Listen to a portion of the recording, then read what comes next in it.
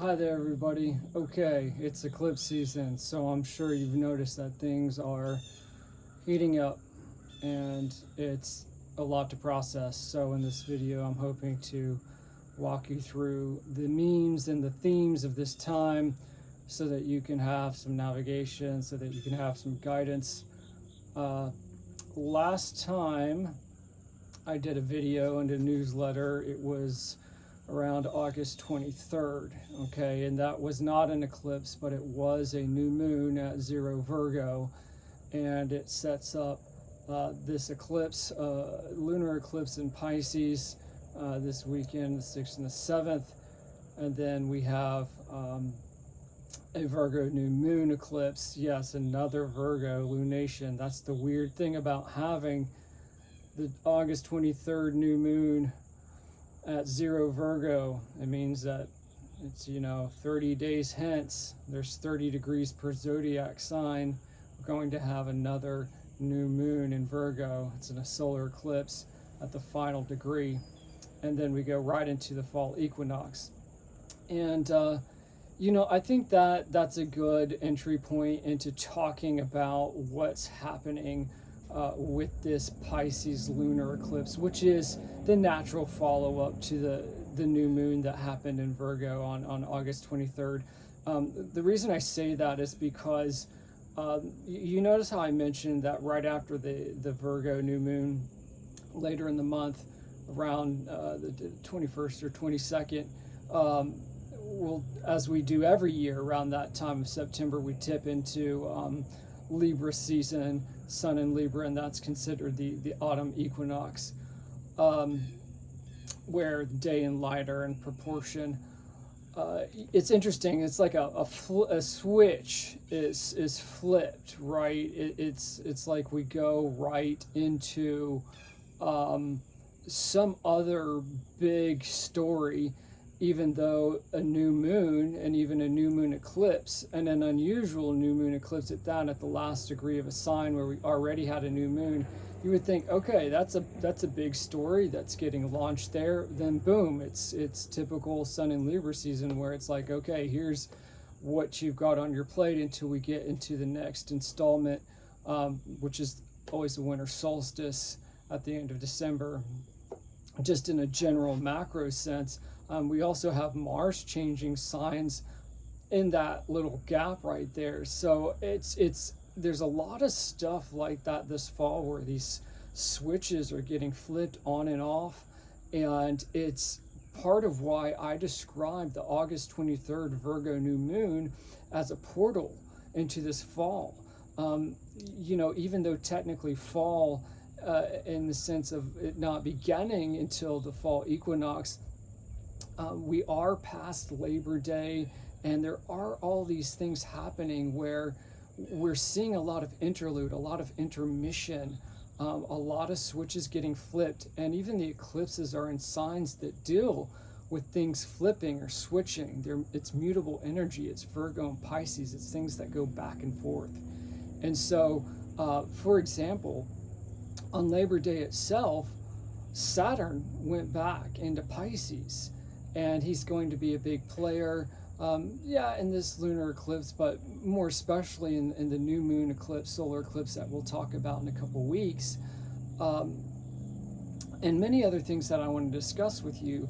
So let's break that down and start talking about how this is an interlude, an intermission, a transitional zone, a liminal in-between zone between summer and fall.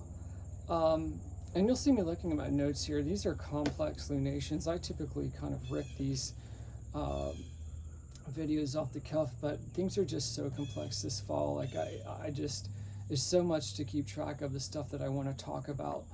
Okay, so we had that new moon in Virgo at 0 Virgo on August 23rd, okay, and which is unusual to have a new moon at the alpha degree setting up two eclipses.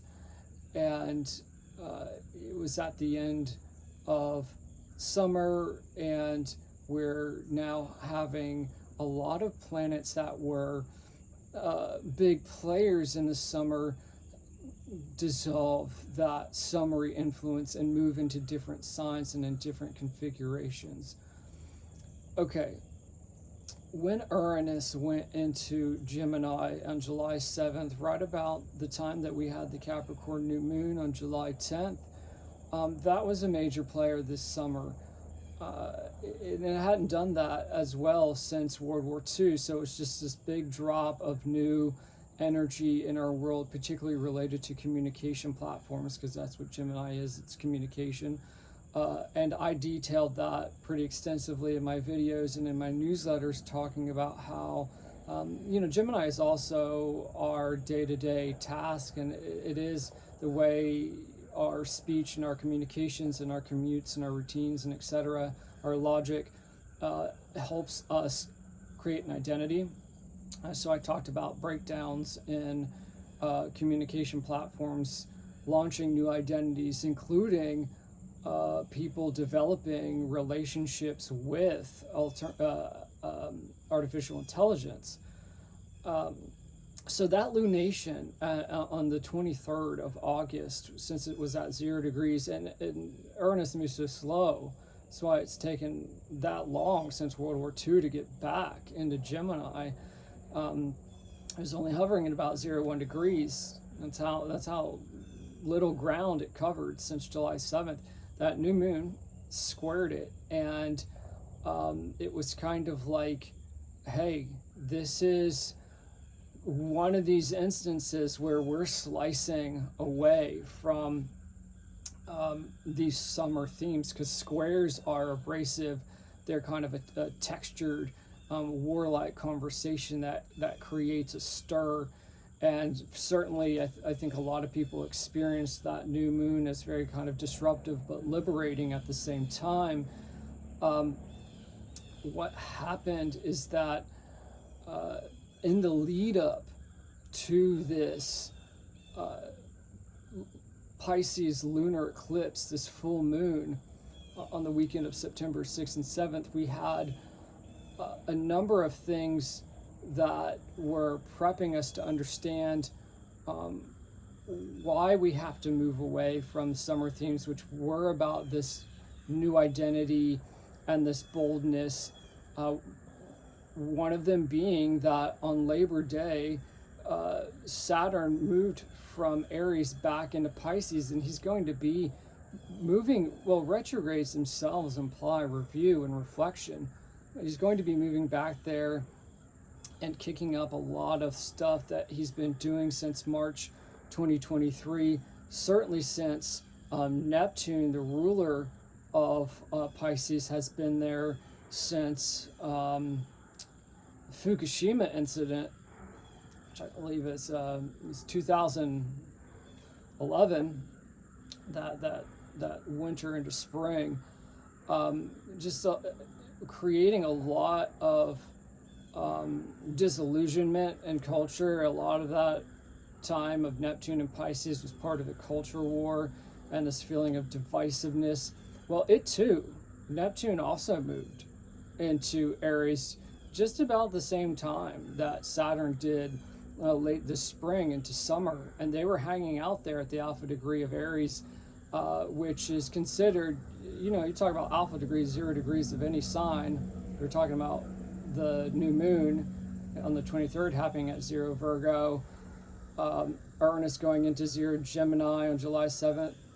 Well, 0 Aries is really prominent because it's the first sign. Like when the sun goes to 0 Aries every March 21st or 22nd, we talked about September 21st, 22nd, 0 Libra is the fall equinox, December 21st, 22nd is the winter solstice. Well, March 21st, 22nd, it just varies per year, is the spring equinox. That's 0 Aries. The sun always hits that area around that time of year, and that's the real new year, right? Or the astrological new year. It's the new year in the astrological calendar begins with birth, because it ends with death in Pisces, which is where the eclipse is happening this weekend, the 6th and the 7th. This is a time of endings. is Saturn going back into Pisces, the sign of endings. Neptune's not far behind. He's going retrograde too.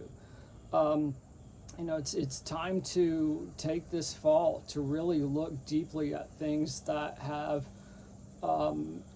maybe held you back from going into the future that you saw this summer. You got a glimpse of what this revolutionary energy could do, and now all these planets are pulling back. Actually, as I'm recording this, Uranus is stationing retrograde, and he's going to go back into Taurus, where he spent a lot of the 2010s and the 2020s. So we're going back to these issues of the 2010s and the 2020s, and we're like, there's a lot of loose threads.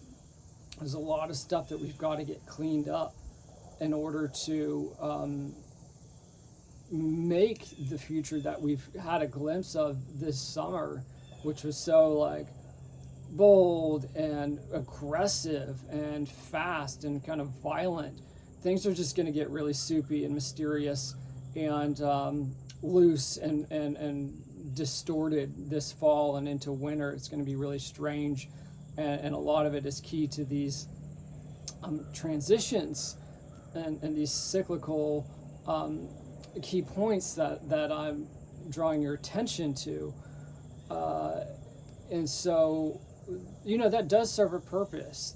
The North Node, which times the eclipses, it's always connected to the South Node. They change every 18 months or so. And so they went into the Virgo and Pisces axis. There's always a little bit of each sign and its sister sign. So Virgo being about regularity and routine, and Pisces being about flow and surrender.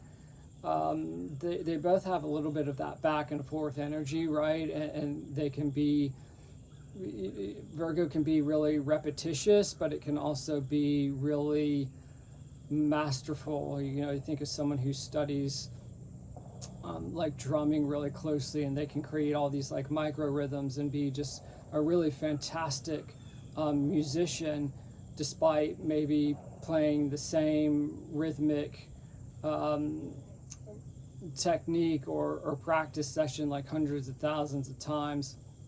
And Pisces, it can inspire that flow and that surrender and that faithfulness, but it too can kind of just smudge everything out and create this erasure where you're lost in this delusion or illusion of just almost featureless wonder. This kind of like featureless, everything's like just this hazy rose-colored filter that you see things through. So on the way again to this lunar eclipse, these things are happening. It's interesting that Uranus turning retrograde, he's doing it like right before this eclipse locks in, like all these planets, Saturn going back into Pisces on Labor Day. Neptune is not far behind.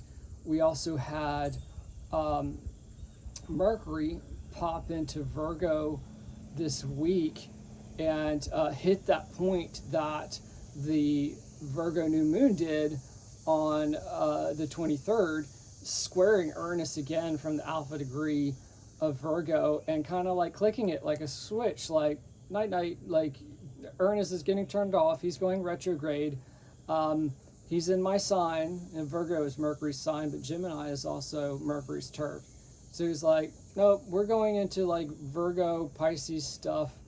Like you're done with that kind of time in Gemini, just completely causing us to be so frazzled and things like that. It's time to get really to really like ruminate and dive into the mysteries of life. We've also had Mars square Jupiter. Jupiter's been in Cancer. He's been part of our summer story. He popped in there in June. Cancer is just the classic summer energy. It happens every late June and July. Barbecues, families, walks on the beach, ice cream, all that kind of like nesting, cozy stuff. Mars is like slicing him from a place that he doesn't want to be. He's in Libra, which is more about diplomacy. It's like soft power. So he's kind of knocking the switch on Jupiter as well, and being like, yeah, that summer story, nope, you're gonna take it in this direction. You're gonna go in the direction of the North Node of Pisces, which Jupiter's trining. That's considered a positive relationship. So Jupiter is in communication with the nodes that, again, do create the eclipses. The North Node is what we positively want to go towards in order to evolve as a consciousness, and the South Node is a little bit what holds us back, but we can use it as kind of raw material to move forward. So again, this 18-month cycle of Virgo and Pisces eclipses started in February and March of this year. We had a little hint of those eclipses then, for the first time since the nodes were flipped in about 2016. The North Node was in Virgo, and the South Node was in Pisces. So that's where we had to do our due diligence and be like a little less faith and a little bit more critical. Now it's like, whoa, stop controlling so much and go with the flow more. And then, so if we go 9 years before 2016 or so, 2015, we get into September 2006. And by degree, the eclipses that happened in September of 2006 are a direct echo of what we're having now. So you want to look back to September 2006 for understanding any kind of memes and themes that may be coming up in your life, because again, we're back into North Node and Pisces land, where it's like, yeah, focus on finding the seamless flow in things, and don't micromanage so much with the South Node in Virgo.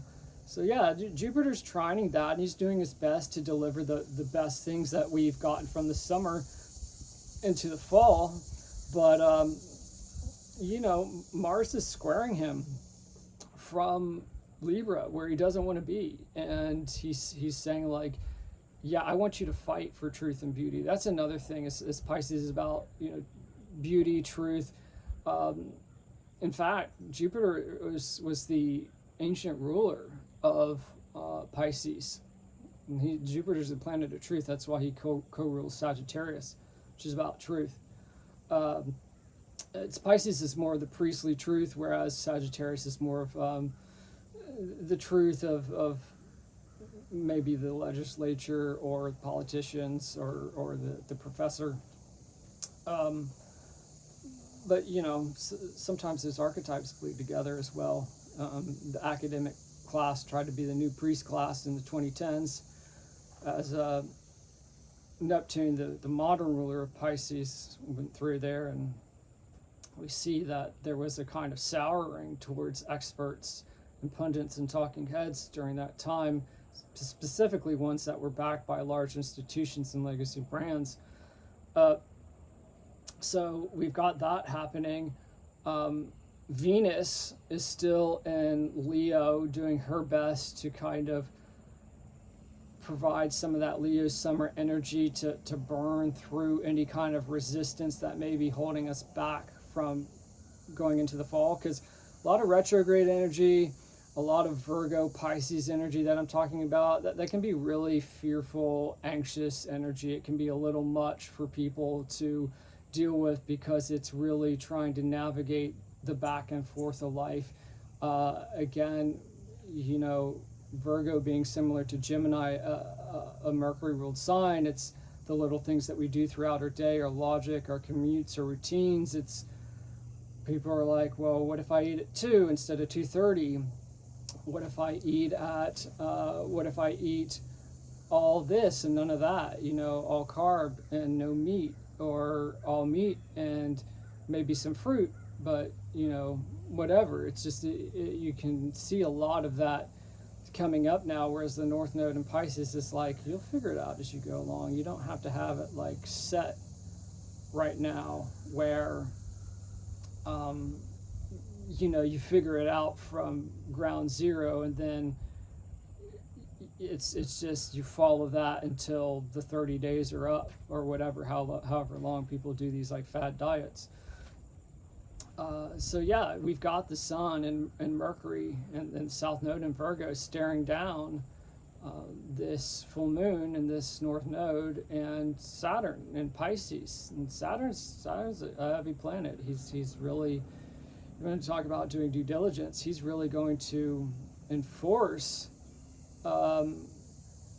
this need to cultivate awe and find transcendence and to seek truth and beauty through mystery, through not having all of the answers. I guess that's another way to describe the difference of Jupiter ruling Pisces versus Sagittarius is that Pisces as a Jupiterian ruled area is more like, I'll find the answers through faith. They'll find me. Sagittarius is more like, I'm going to find the book in the library that has the answer in it. So there's that difference. And yes, Saturn, that's why things have been, I think, particularly hard on the macro level with Saturn in Pisces since 2023. I mean, again, a lot of other things were breaking down people's patience and ability to make sense of stuff. Again, we've had Uranus and Taurus, which has been a tough transit since right before 2020, and he's just turned retrograde, so he's going to go back there. But I think Saturn in Pisces has been like exceptionally tough for people. It's just because if Saturn is due diligence and Pisces is faith, it's like people are used to having faith on demand. Like I'll just, you know, to bring the Virgo South Node aspect into this conversation, like I'll always go to whatever, I'll always go to the fast food checkout drive through, and they'll always have the exact sandwich I want, and they're going to make it in the same way, and it's going to have that special sauce I want, and I can just kind of have that hit that makes me ignore spiritual pain for a bit. And I think, you know, people are, whether it's dating apps or again just kind of this smooth featureless retail experience where it's almost like there's no humanity in these spaces where humanity used to be, like retail or restaurants. You scan a QR code to get the menu, you're doing self-checkout, you're not even really interacting with the customers there. Everything just kind of seems frictionless and designed to get you out of there as fast as possible. It's not like the 90s where it's so funny. We look back to Starbucks as this thing that was supposedly so mainstream. If you go back and look at even the big protests that were happening in Seattle in the 90s against this kind of globalism, and now we kind of finally, you know, people, I think there was like a New York Times article about this, you know, like people finally looking back at Barnes and Noble, when in the past it was this kind of behemoth, and it was like, yeah, like that, and Starbucks are almost preferable now in the era that's, I was going to say the Amazon era, but we're even in the post-Amazon era where things just are so featureless and textureless that we don't care if it was like some faux red brick quasi-European cafe aesthetic. Like, it's just something that makes us feel. In fact, I was at a shopping mall recently that just seems to have been frozen in time in the mid-90s, and it was interesting how, you know, people talk about how drab that can be, but how textured it felt compared to this kind of seamless, frictionless river of sameness that we're getting in all these spaces. Ice cream shops, iPhone stores, or, you know, just smartphone stores in general, computer shops, clothing stores, restaurants, grocery store checkouts, places where you sit outside even the grocery store. It all feels like this kind of anonymous international airport terminal or something like that. It's like this road to nowhere that all these places have become. Even like houses have this kind of monocultural feel where everything's been like sanitized and sterilized within an inch of its life, and it's just totally featureless, you know. So it was interesting to go back to that mall, and then you probably heard of this kind of like aesthetic or meme. It's, people call it liminal spaces or liminal rooms or back rooms. You can find this stuff on YouTube where it's like you're walking around a dead shopping mall listening to lo-fi music. You're walking around like an abandoned office building, and I think that it's interesting talking about how we're in this liminal zone with these eclipses and these liminal energies, which is the essence of Pisces and Virgo. I mean, think of what Virgo is every year. It's the harvest season. It's right before we get to the equilibrium, the equinox of Libra. It's like, you know, the light is waning, but it still has like a little bit of a stronghold on the world. It's not falling yet, where we get into like Halloween and Scorpio season. The light still has a little bit of an advantage, but it's not the advantage of Cancer and Leo, where it's like so dominant. It's like, yeah, summer's here, yeah, let's go to the beach, you know, eternal summer kind of feeling. So yeah, it's like these transitional zones feel so Virgo and Pisces to me. And it was interesting to be like in this textured mall, and it was almost, it just kind of felt novel in a way, even though it did get a little depressing after a while, because yeah, it wasn't like these featureless kind of, you know, I talked a lot about how they smoothed out the Cracker Barrel logo and all the controversy around that, because it's just really par for the course with the cosmic trends right now. It's like stuff is just, it's this balance between the smooth and the rough. Like stuff is just getting erased, and so yeah, it's just interesting that like people, whether it's dating apps, DoorDash, all this stuff, you know, bars are getting hit right now with decreased patronage. It's like people wanted to go to these things and get this hit to kind of eliminate their spiritual blues, and it didn't work. It started making me feel like a resonance with, I really like this book. I read it long ago and it really left a mark on me. I love books that you can almost like associate with a time, like albums. It was many summers ago. I read Breakfast of Champions by Kurt Vonnegut, and one of the motifs in that book is a Robo-Magic washing machine company that their slogan is Goodbye Blue Monday, because it's like, it's the convenience and the commoditization of convenience that supposedly helps people not have the Monday blues. It's like, oh yeah, you're human, this human experience that you have to endure can just go a little smoothly the next 6 days, because you don't have to do this drudgery. And so, you know, be happy, dear human, that you have this savior called Robo Magic that's, you know, kiss your Blue Mondays goodbye. And a lot of people like Vonnegut and other countercultural figures would kind of volley against the mainstream in order to create this parallel understanding of where we could go. But it's interesting, it's like we don't even have a mainstream anymore,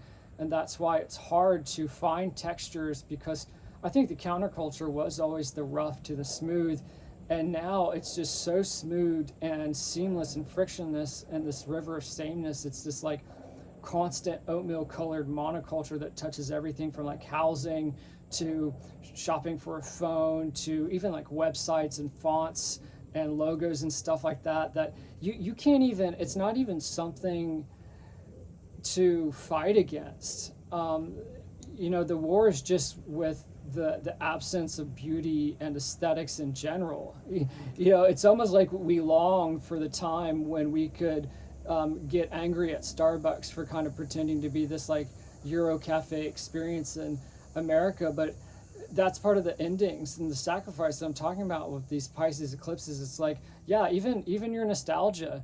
And we had a lot of nostalgia this summer, where we could use familiar ways of nostalgia to find meaning. That's something I wrote a lot about. I can't really go into it because it's a little complex, but my past videos and newsletters go into this like familiar nostalgia that got us through the really kind of aggressive stuff this summer. It's just like now we have to see you later. Like that old nostalgia, that familiar type of nostalgia that we had is gone. It's like, oh yeah, like I almost am on the side of like Starbucks and Barnes and Noble now, is what people are saying, because everything is just this kind of, you know, tap your card, you don't even swipe it anymore, and then just like leave a tip with the robot service worker that delivers your hamburger at the drive-thru, and then your what is it called, like WeGo or something like that, I don't know, it's these automated Teslas, they just there's not even a person driving them. They drive you home, and then you go, and then you open up the blank screen of ChatGPT, and you have this synthetic relationship with this artificial best friend or artificial girlfriend or boyfriend, and it's like, whoa, everybody's kind of like freaking out now. All these planets are going retrograde, and it's like, yeah, is this exactly the future that you want to go into? It's like, yeah, we have these tools, we have this way to go forward, but like, look the heck out, because you don't want the world to just become this completely featureless dystopia. We always thought that dystopia was going to be this thing where everything was like decayed and hollowed out and on fire, and there's like steaming piles of trash everywhere. Instead, it's like, yeah, this anonymous international airport terminal to nowhere. And so definition, we have to use this, basically this historical window to find definition and texture and roughness and fineness. Like, use the good stuff about the micromanaging parts of Virgo to really find our way into a Piscean flow state where we're like, okay, well, maybe there's no counterculture anymore because there's no mainstream to rebel against, but we can have multiple subcultures, multiple micro tribes, multiple niches. We've got these new communication platforms. I've got these new ideas from this summer.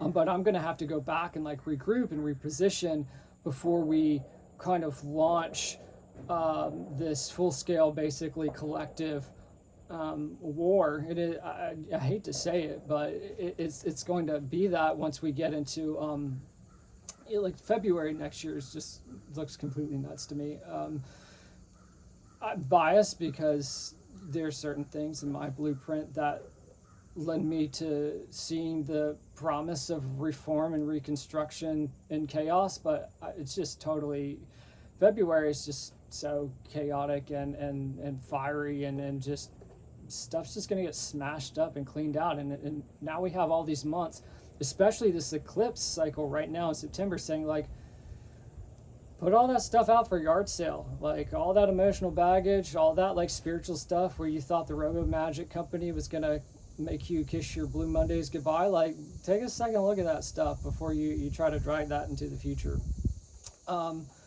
So yeah, it is interesting.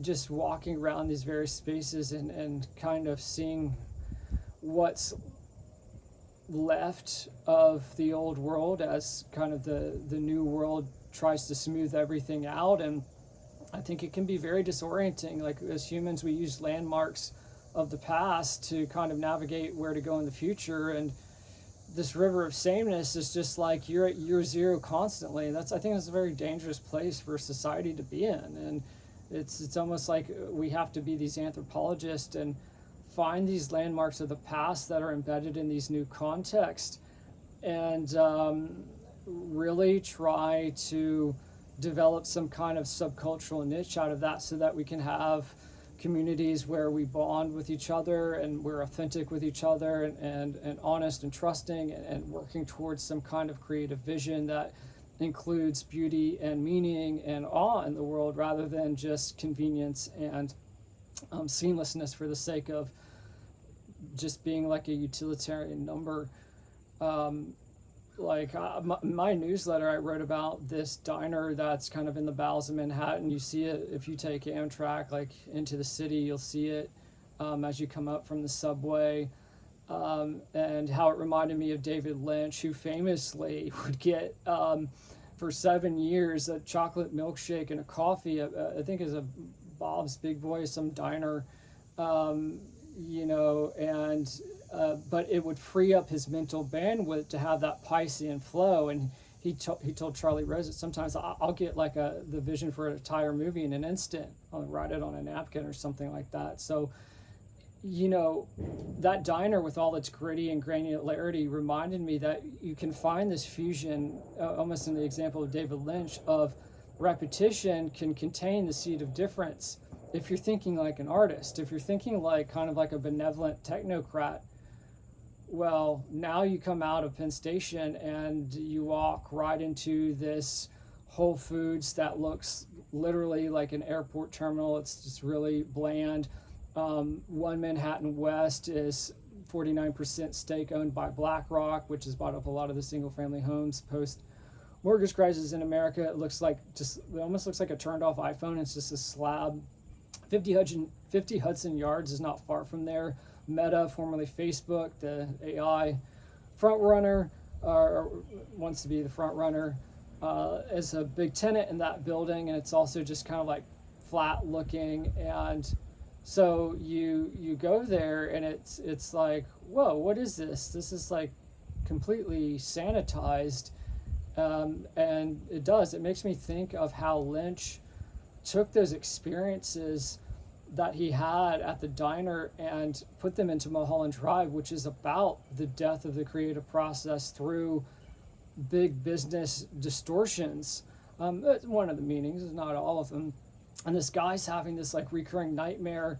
He tells his friend, he says, I believe that there's this person behind the dumpster and they're really horrifying. And it's just I keep having this. It's terrible. The guy's like, let's just go back there. Monsters are fiction, right? Exposure therapy. It's what science says. Like, just go back there and let's see. So they walk back there, and people call it like the scariest jump scare in cinema history. Like, it's this creature who actually does appear from behind the dumpster in broad daylight, no less, covered in mud and moss, and just looks decayed and diseased and half dead. And it's the dirty secret coming out in open and broad daylight that we have scrubbed. And now Lynch filmed that, I want to say it was 99 or something like that. But again, artists, that's the thing about artists, is that they see the future. And they're not like the utilitarian technocrats or the benevolent dictators of our age, where it's just like, overnight shipping in exchange for your soul or something. I'm being a little bit, facetious here, but I'm trying to illustrate the point that Lynch was making there, was that the real dirty secret is that we try to scrub, that we see art as dirty, is just that it's too granular and textured and rough. And it makes people, it causes people to individuate and try to do things for themselves rather than waiting for something from outside of themselves.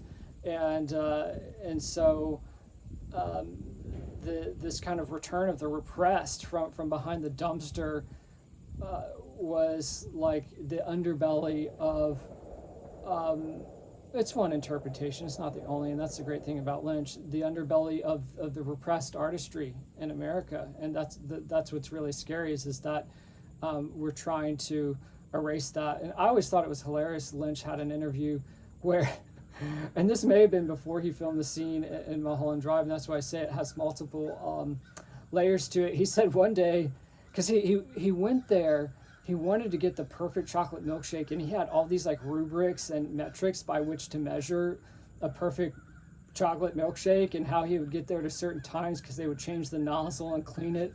Just like hilarious Virgo and stuff. And he said, well, I thought maybe it was in the ingredients, so I dumpster dived behind the diner one day, and it was all these ingredients that were sentences long and numbers in them and stuff. And he told the interviewer, like, certainly not an Ayurvedic product, and if you know about Ayurveda, especially in like West Coast crunchy wellness culture, it's this thing of like eating very naturally and in attunement with the seasons and stuff like that. But yeah, I mean, basically it's going to unearth, these eclipses are going to unearth a lot of stuff, and it's going to be like, oh yeah, this is ending. Not just your form of nostalgia, but your kind of illusion that these things were going to just be manageable. Like, we could just erase every human feature from our world and not even have to interact with each other and other humans, and we could just kind of exist like that, and whatever, as long as we have our hamburger and our Robo Magic washing machine, it'll be okay. So yeah, it's almost like these switches getting flipped that I was telling you about is like, it's almost like pulling the alarm. It's pulling like the fire alarm, like, hey, like, pull back, retreat, like, time to reflect, time to get into the mystery of life, time to have some weird synchronicities and omens in your life, because we need to get that part of your brain working again before you just kind of cede everything to the god of utilitarianism. One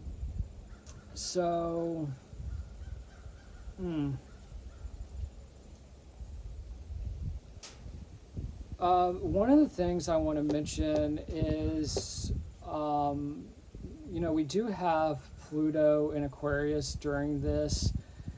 Thank goodness. We had Pluto in Capricorn from 2008 to into 2024.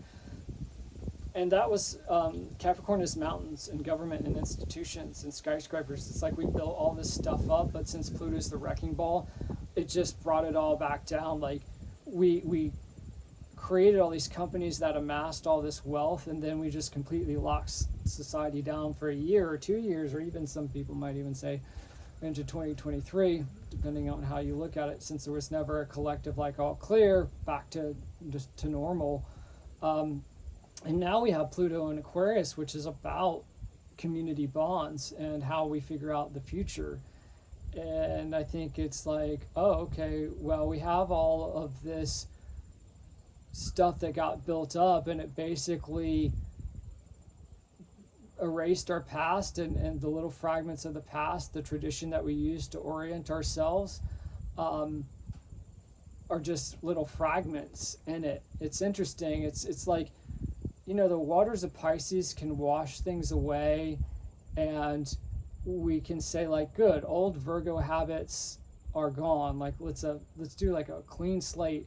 But then like some of these redevelopment projects that go towards this year zero mentality is like, yeah, but if you completely erase anyone's ability to orient themselves in the world, even through like physical landmarks that feel familiar and not just constantly smooth and frictionless, then people's brains just start working where they live in this kind of timeless realm. It reminds me of like the Lotus Eaters in Homer's Odyssey, or Soma, which is that Aldous Huxley's book, Brave New World? Yeah, Soma. You just eat it, and then you're just whatever. You're medicated. And by the way, there's the stuff with RFK and. Is like really big because again the Virgo Pisces axis, since it deals with hypotheses and testing things out and endings and saviors and transcendence and illusion, it really affects in routines and day-to-day habits. It's really key to the healthcare industry. So a lot of food stuff, a lot of health industry stuff is going to be in the news this month. And it's going to be really contested because of the reasons that I'm saying. Like some people just want to be like, we have all the answers, just continue marching into this year zero mentality. And other people are like, no, we need texture. We need to consider that there may be multiple ways of viewing this issue, and we can't have this one size fits all culture anymore. Just it's not a way for us to move into the future. So yeah, it's interesting. It's like we have to almost Indiana Jones our way through our culture in these fall months to find pieces of whatever past didn't get completely caked over by all this Pluto and Capricorn stuff, where we built the world up with all this amassed wealth. Well, it was a small club. It's Capricorn as well, a small club at the top of the mountain or in the penthouse. And yeah, find that. And it's all decontextualized. That's why people feel really out of sorts and even schizo now, is because even the past fragments that remain, Trax is still there, to my knowledge, in the bowels of Manhattan when you go through Penn Station. And but it's not like when you pop out, it's that kind of like Whole Foods airport terminal. So the experience of kind of having Trax and then going into Midtown Manhattan and feeling that pulse, it's very jarring now, because you're like, oh, okay, now my brain has to kind of process this kind of featureless realm, and it's like interference or something. You get kind of scrambled, and it's very taxing. I think people feel very like burnt out because they're constantly having to track and orient themselves spiritually. I'm using like physical geographic examples, but it's happening at an emotional or a cosmic or a spiritual level as well, where people are like, oh, they're getting like jostled because Pluto and Capricorn just was these institutions and these culture wars just like trying to dominate and just smash everything that allowed people to do things for themselves. And it was like the institutions were like, we're going to do everything for you.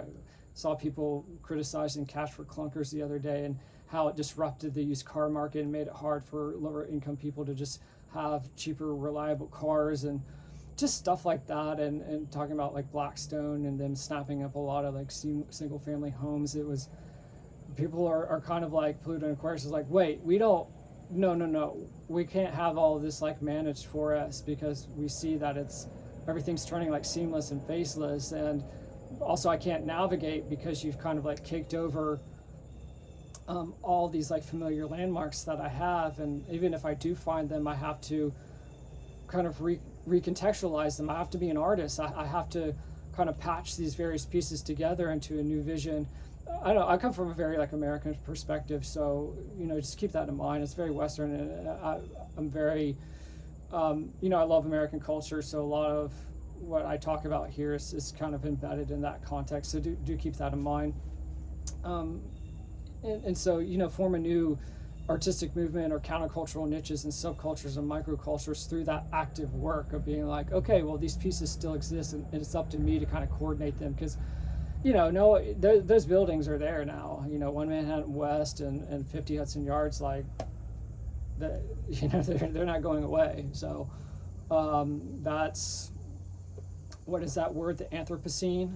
The idea that we've just like caked over the world with these these architectural monstrosities, and they're going to be like the hoodoo formations that you go see in Utah. The hoodoos are these kind of like tower-like formations that you see out west, and they've been there, and they kind of have like a real spiritual kind of vortex energy around them. It's just Anthropocene is like the man-made version of that. And yeah, it's just we're gonna have to find our way through that labyrinth in the fall, and this Pisces eclipse is all about entering that labyrinth. That's all I'll say. I mean, that's really it.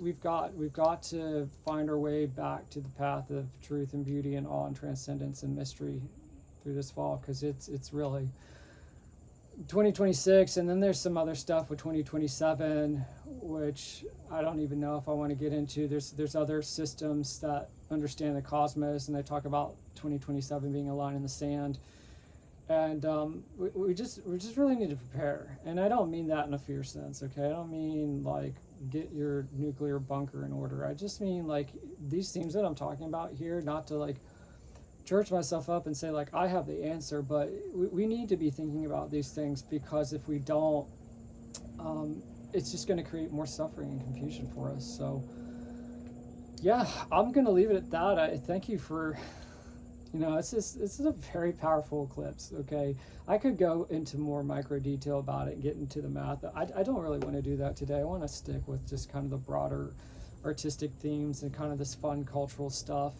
It's powerful. If you're feeling heavy or just like light too, and you're gonna float away, like it's pretty typical for this stuff. It's just we're being faced with a lot of really important issues right now, and so that's what this message is intended to do, is just get your attention on it and get you thinking. It doesn't have to be done tomorrow. It's just that's what this whole fall is about. So as always, thank you for joining me here. You can find me on Twitter at Zeitville Media. It's where I do daily updates on this type of stuff, so it could be more bite-sized info. I'm also zeitvillemedia.substack.com, where I do bi-weekly newsletters if you want a more condensed version of this kind of stuff. And then I do one-on-one readings as well. That's my passion, and that's the real engine of this one-man media conglomerate that I'm running here with the Zeitville Media. It's where I apply all of this to your personal blueprinting and give you guidance, and it's really so satisfying and enriching. The people that I've worked with just this fall and this summer, it just gives me a lot of purpose and meaning to see them successful and thriving, and to see the layers of reality, and to understand that they have a way to act in it that's elite and tapped in and dialed into these invisible structures of reality. Like, this stuff is totally real, and I'm 100% convinced of it, and they're very happy with it. So Yeah, that's another key thing too. So yeah, if you want to get in touch with me for that, DM me on X or on zyphilmedia at protonmail.com. Again, thanks for being here. Hang on tight, stay strong through this, and I'll see you next time.